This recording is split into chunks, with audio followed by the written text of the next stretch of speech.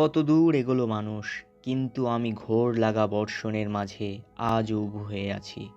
ক্ষীরের মতন গাঢ় মাটির নরমে কোমল ধানের চারা রুয়ে দিতে দিতে ভাবলাম, এ মৃত্তিকা প্রিয়তমা কৃষাণী আমার।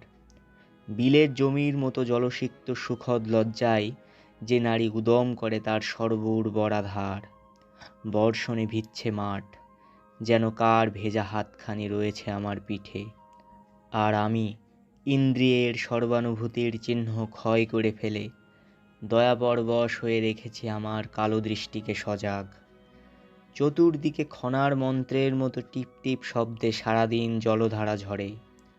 জমির কিনার ঘেঁষে পলাতক মাছের পেছনে জলঢরা সাপের মতো নিঃশব্দে দেখেছি যে বাহুতে আমার আতঙ্কে লাফিয়ে উঠেছে সবুজ ফড়িং।